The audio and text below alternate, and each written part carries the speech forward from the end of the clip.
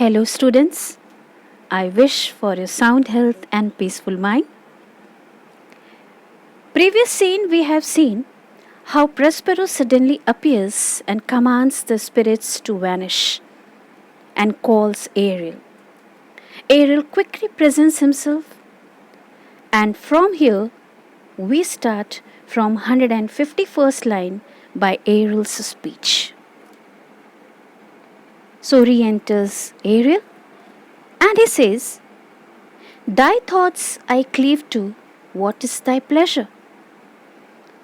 So Ariel is saying that, "Oh my master, your thoughts I follow very closely. What is thy pleasure? What is your wish?" So Prospero says, "Spirit, we must prepare to meet with Caliban." So Prospero is saying, "Spirit Ariel, we must prepare ourselves to meet with Caliban, as the time has come to execute his plot against my life with the help of Stefano and Trinculo."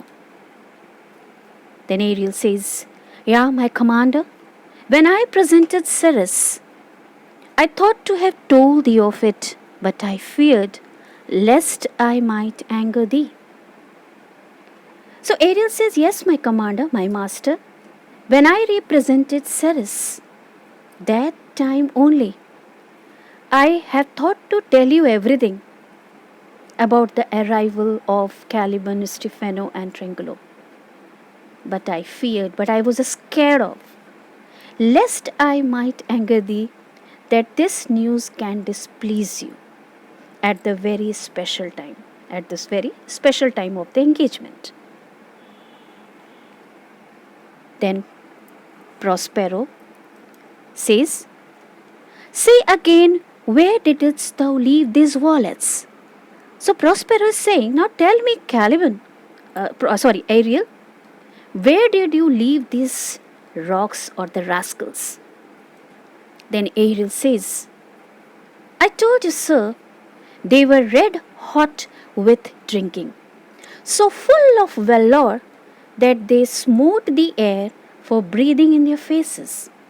So Ariel says, "I have told you earlier, sir, that due to drinking lot, they were red hot with drinking, their faces were flushed, red in color. So full of valor means they were in such a daredevil spirit that they smote the air, they struck the air for breathing in their faces, for blowing upon their faces, beat the ground for kissing off their feet. They were beating the ground for coming in contact with their feet, yet always bending towards their project. But going with all these activities, yet they were very attentive with their plan to kill you. Then I beat my tabor, at which, like unbacked colts, they pricked their ears, advanced their eyelids, lifted up their noses, as they smelt music. So I started playing my tabor, my musical instrument, at which, like unbacked calls, and being enchanted by the music of my tabor, like the unmounted young horses, they pricked their ears, they raised their ears, advanced their eyelids, lifted up their eyelids, lifted up their noses.